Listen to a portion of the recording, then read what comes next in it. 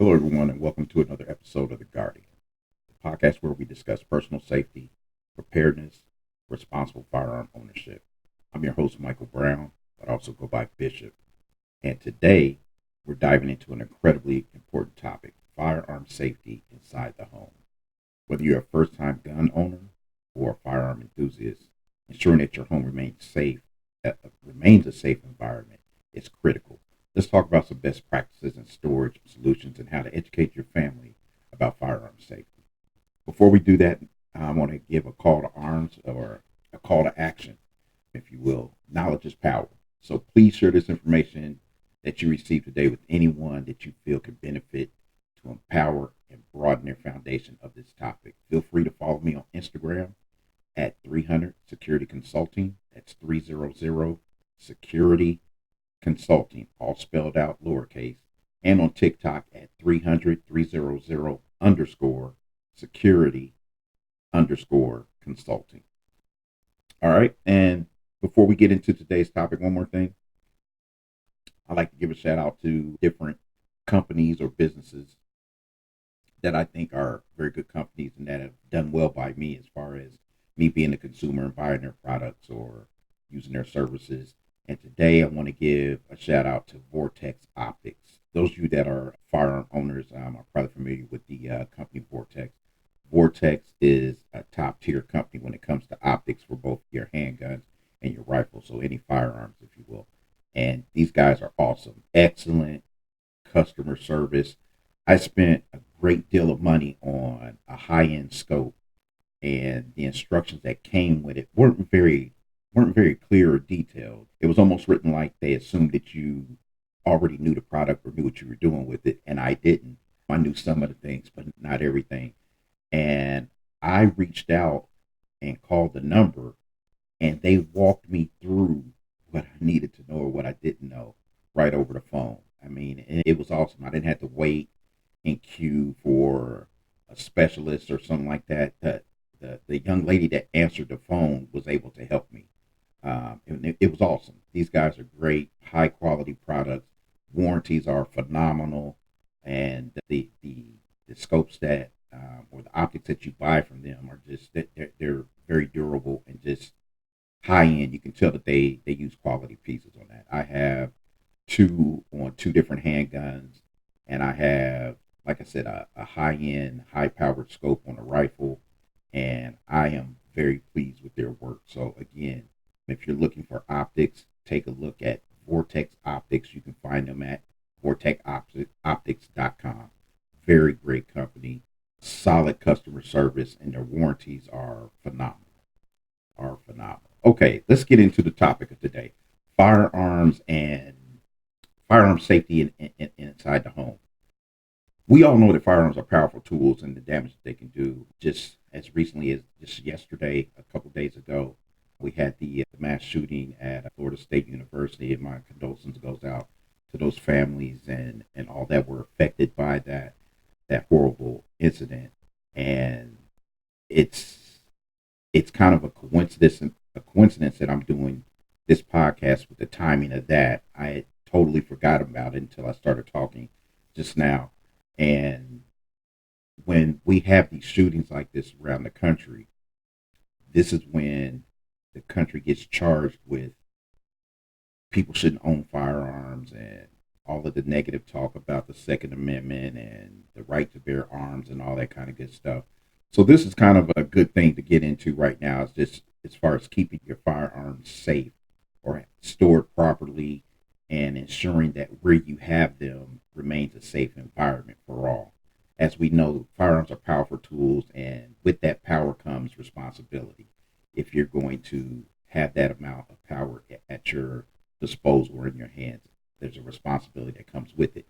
Every year, negligent discharges of firearms occur in homes due to negligence, improper storage, which improper storage is negligence, or mishandling of firearms, which is also negligence. That's why you'll never hear me say there's an accidental discharge. There's no such thing as an accidental discharge, as far as I'm concerned. If the firearm goes off and you didn't intend for it to go off, outside of it being some type of freakish And it can happen. A hot load that just goes off. I've seen videos of that where someone's been at the range, they've been shooting, they put the firearm down, it's still loaded, and the gun goes off. A round cooks off. Outside of that, there's no such thing as accidental discharge. It's negligence because it's due to improper storage, improper handling. Just it's negligent. It's negligent because if you store it or if you have it in the proper place and with the proper safety protocols in place and whatnot, there will be no discharge. So I refer to them as negligent discharges instead of accidental discharges. These incidents are all preventable by responsible individuals. These discharges, these negligent discharges, they're all preventable. The goal of firearm safety is to ensure that guns are accessible only to authorized persons or authorized users while remaining secure from children, guests, or intruders, or anyone that you don't want to have access to them. That could be anyone. These core principles are the core principles as the NRA has put out for years, and it's been the golden standard for firearm safety. Is the core principles are treat every firearm as if it was loaded, keeping your finger off the trigger until you're ready to shoot, never pointing a firearm at anything you're not intending to destroy or shoot, and being aware of your target and beyond, or what lies beyond that target, behind that target, because a lot of people fail to realize that when you discharge that firearm, when it comes out of the barrel, first of all, it can't come back. You can't undo it. You can't unshot. Second of all, you own it. Wherever it goes, wherever it ends up, wherever it lands, whatever it impacts, you own that. So a lot of people, I know when I was growing up, it was a thing that during the 4th of July and New Year's Eve, people would go outside and shoot their guns up in the air, and none of them took into consideration that round has to come down somewhere. That bullet is coming down somewhere, and it may not be coming down with the same velocity as it went up, but it is going to come down and can cause damage. So being aware of your target and beyond is one of those core principles that NRA has preached for years. And they're the four things that I teach students right off the bat. Those four things, as far as treating firearms as if it was loaded, keeping your finger off the trigger until you're ready to fire, never pointing a firearm at anything you're not willing to destroy or shoot, and being aware of your target and beyond. Keep those four principles in mind, and everything will be good. The chances of negligent discharges are lessened. I'm not going to say they won't happen, but it is lessened. Like I said, follow these four core principles, and it will reduce your negligent discharge chances and happen. Now, let's talk about safe storage, because a lot of times, a lot of people bring up safe storage. How should I store it to be safe, and this, and that. And then honestly, it goes with the individual and your individual household makeup. But we'll get into that as we go on. One of the best ways to prevent unauthorized access to firearms in your home is proper storage. There are several options available depending on your needs. You can use gun safe. I love gun safes, and I'm talking, folks. When I say a gun safe, I'm talking about like the large 800-900 pound floor safe that has the turn dial on the front, looks like a small bank vault. I love those because they offer a lot of protection.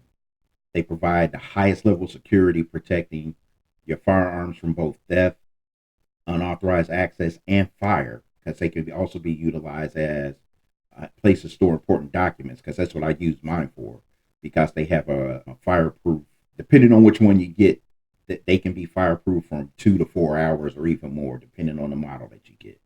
So not only can you protect your firearms, but very important documents as well. But they're very heavy, very large, so you don't have to worry about those being stolen from your house if someone breaks in.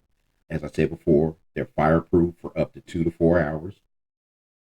These models can and more than likely should be bolted to the floor, right into your foundation, into the concrete, and they have excellent security. The bad side to it is, a lot of people right away say, "Oh, they must cost a fortune." They're not as expensive as they once were. They're very affordable now. You can get a very good floor model and with a decent size for under 2 grand. And that's not a lot when you think about if you are a multiple firearm owner, your guns added up could possibly be more than 2 grand. So I mean, think about it in that way. The combination of the cost of your firearms and your ammunition, and the importance of these documents that you can also store in there. I'm pretty sure it's probably more than $2,000. So it would justify the cost, but that's something you have to talk out with your significant other. We know how that goes. But after gun safes, you have the next step down, which would be a gun cabinet. Gun cabinets offer a more affordable option, but they still allow you to lock the firearms inside and keeping them away from unauthorized individuals or whatnot. They're not as heavy as the large safes that I just spoke of. They have very limited fire protection, not as much as the large safe. Though these can be bolted to the floor as well, and they can be moved and taken or transported to another room, or if you move from your home, these are easy. Just it's like a piece of furniture. You just pick it up and take it with you. The thing about them is, like I said in the very beginning, is that they're very affordable. They're a lot more affordable than the regular safes, but with that affordability, that lesser price, you're getting lesser protection as well. I'm not advocating to go either way. What I like, what I prefer, does not have to be the same thing as you. Okay, just I'm listing solutions here for safe storage. All right, trigger locks and cables. You buy a firearm, they come with cable locks. Almost all of them come with a cable lock. As a matter of fact, all of them come with a cable lock, if I'm not mistaken. These are to be fed through the chamber of the firing device, so that the bolt cannot close all the way, or the slide can't close all the way. With the revolvers, it'll be to the point to where the cylinder is not able to close all the way, so that cylinder cannot, be loaded and not have access to the firing pin. So they all the same device can be used for all firearms. It's just that a simple small padlock, almost what it looks like, with a coated cable, a coated steel cable that runs through it. And those are good. You have to store that with no magazine and no round in the chamber, or you could have a round in the chamber. That just wouldn't I wouldn't advise it, because the your action is likely going to be open, or it's going to be partially open, because the cable's not going to let it close all the way. But again, personal preference. But cable locks or trigger locks are a good thing to that you can utilize. Trigger locks are basically, it's a locking device. It's a two-piece that fits on both sides of the trigger well, and they click together and lock to where you don't have access to the trigger. So you'll have access to the whole gun, the firearm, the rifle, the handgun, the revolver, but you will not be able to access the trigger. Okay, those are pretty good as well. I like those. I have, I think, four of those, and I have a ton of the cable locks. The newest thing out now that a lot of people are using are the biometric and the quick access saves, and those are for, when you feel like you need quick and immediate access to your weapon. These are the ones that you find on people's nightstand.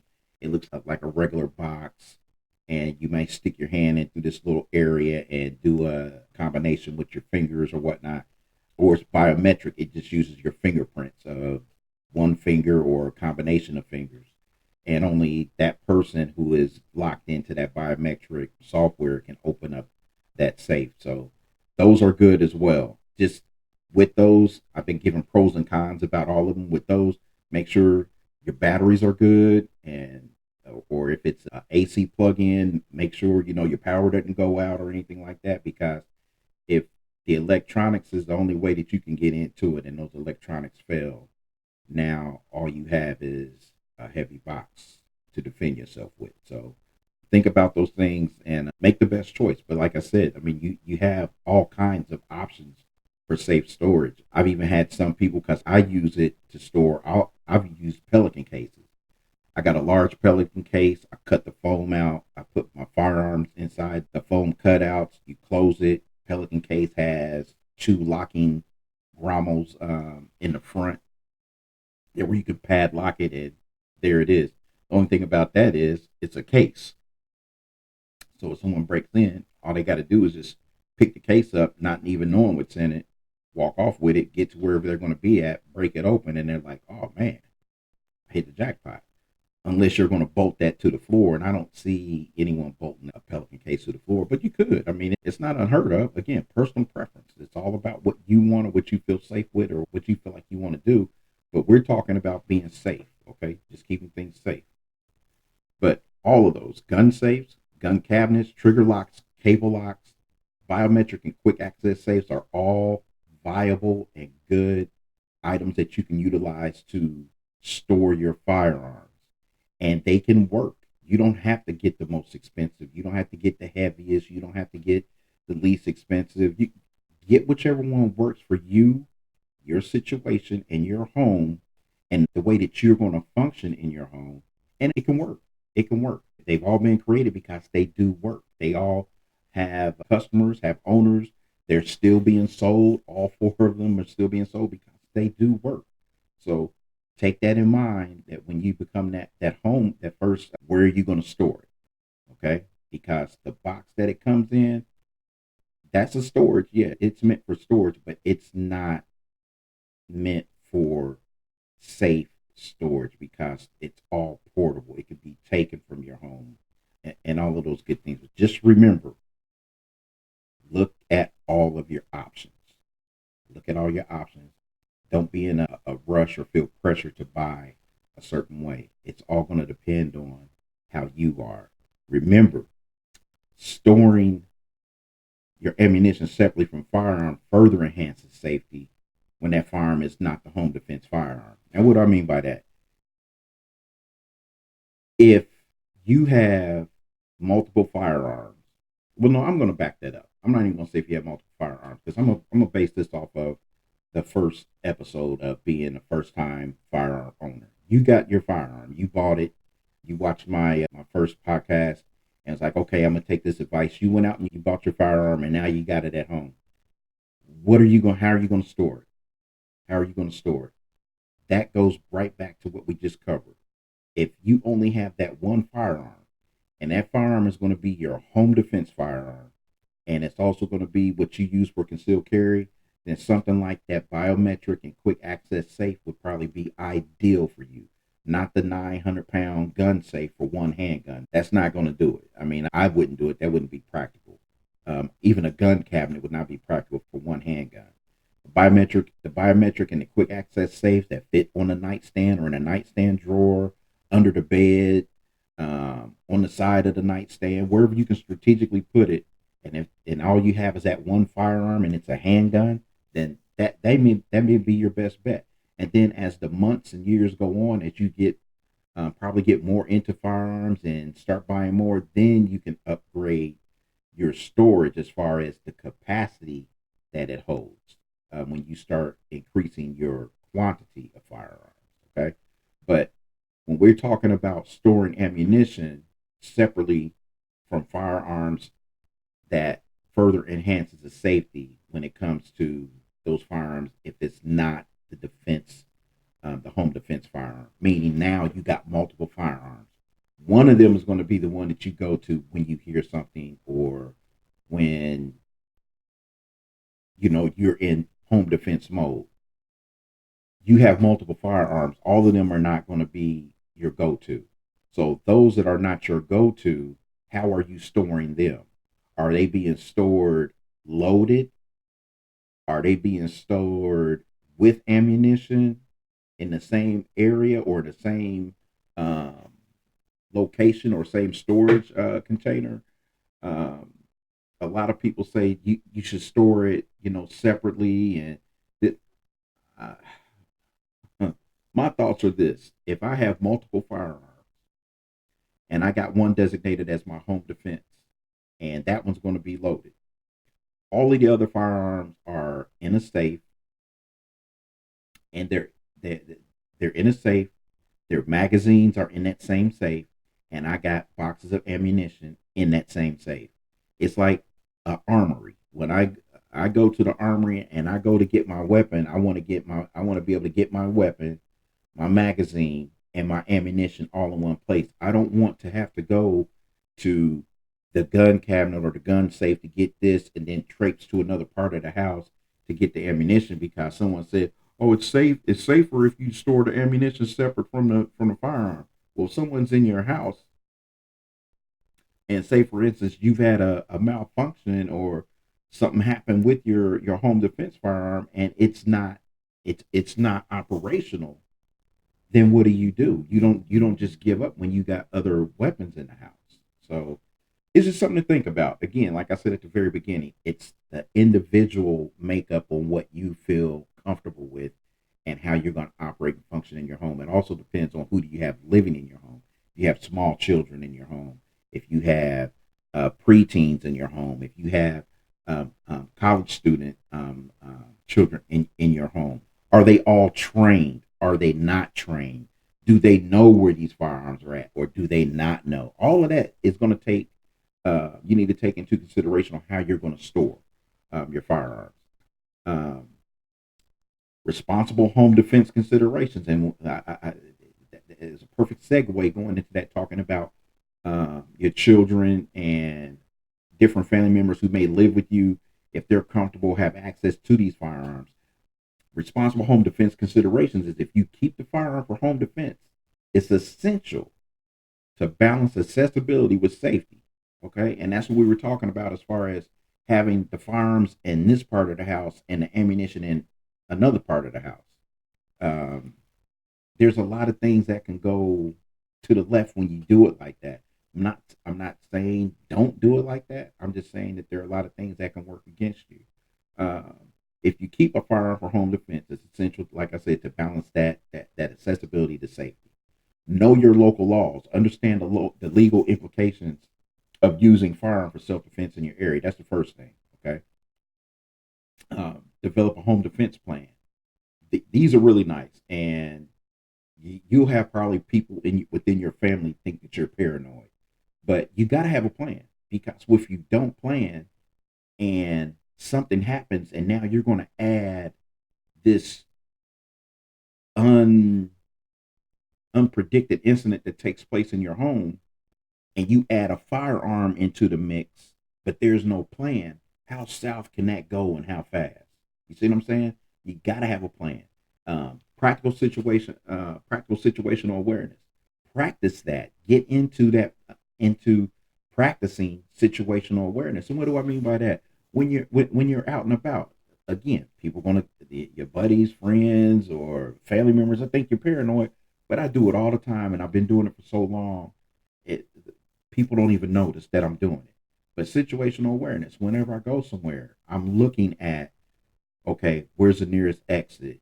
Uh, where if I'm in a restaurant, how do I get to the kitchen? Because see, I think a little differently. I'm a very good shot. I've been shooting for years.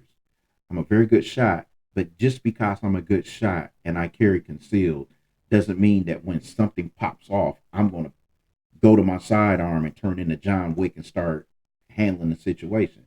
No, if I can get out of the area, get my family out of that situation and avoid that conflict and avoid that interaction, I'm going to do that. So that's why I always look for the kitchen. Where's the kitchen? And why am I looking for the kitchen? Because deliveries have to be made to the kitchen, as far as like, food supplies and everything. So what does that mean? There's a back door in the kitchen. There's also different tools or weapons, if you will, that's in the kitchen, to where I would not have to resort to my firearm. Because other thing about firearm ownership, folks, that a lot of people don't take into consideration, we can scream self-defense all we want, but if we're in a situation where we can use a lesser means to defend ourselves, then we should use that. That's just how the police are trained. If a person comes at a police officer that has a branch of a tree, and he's coming at that officer, and that officer pulls out his sidearm and shoots and kills them, that's not going to be a justifiable shoot because this person had a stick. Now, if this person had a knife, depending on the how far away they were from the officer, by all means, it could be ruled as a justifiable shoot. But we do not want to go to court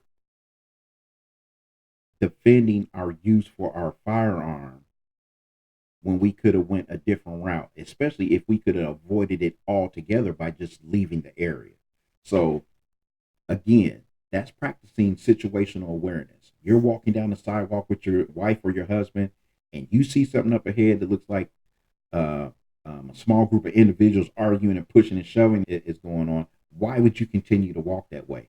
Turn around, go back the way you came, and look for another way to go to where you were going. But don't go through the crowd or, oh, excuse me, let me get, oh, I have nothing to do with this. Now you're in the middle of it. Don't set yourself up like that. Situational awareness. When you see or feel that something's just not right or doesn't look right, avoid it. That will keep you from having to resort to using your firearm or going to that firearm unnecessarily. Okay. And that's the same for when I said before, the topic before was develop a home defense plan. Develop a home defense plan for home. What do we do if? What do we do when? And the home defense plan is not necessarily just dealing with firearms. A home defense plan for fire. Do you that no one ever does this. We, as children, we were shown fire drills and practice fire drills, tornado drills, and all that stuff in school. Never done it at home. I had never been through a fire drill at home. Never. I had never done that. Never been through a tornado drill at home. And now that you're hearing me say that, how many of you have never done it? See, you gotta have a plan. When you fail to plan, you plan to fail. Okay, so get that plan. A well prepared gun owner is a responsible gun owner. All right. And the thing is, firearm safety inside the home is just not a one time conversation. It's an ongoing conversation. It's an ongoing commitment. It's always evolving because things are always changing in your life or whatnot. So just have that open dialogue with your family, with your significant other, if it's just you two, or with the family as a whole, and just come up with a plan and discuss the safety effects of it, the safety plan or the safety aspects of having a firearm in the home. Um, it's got to be discussed. It's got to be talked about. So do that. Do that for yourself by practicing responsible gun ownership, securing your firearms properly, and educating your household. You can create a much safer environment for everyone, no matter what comes your way. You'll be prepared because you have already talked about it, you've planned for it, and therefore you can react. All right. Thank you for tuning in to this episode of The Guardian, folks. I really appreciate it. If you found this episode helpful, share it with your family and friends. Don't forget to subscribe for more discussions on safety, security, and preparedness. Please reach out and let me know if you think what you think of the show, or how I can improve it, what I can do more, or what topics you would like to hear me talk about. Again, you can reach out and connect with me on Instagram at 300, and that's 300 Security Consulting. That's all together. 300 Security Consulting, and on TikTok at 300 underscore security underscore consulting. All right, that's on TikTok. Hey, everyone, thanks again. Stay vigilant, stay prepared, stay safe. Bishop out.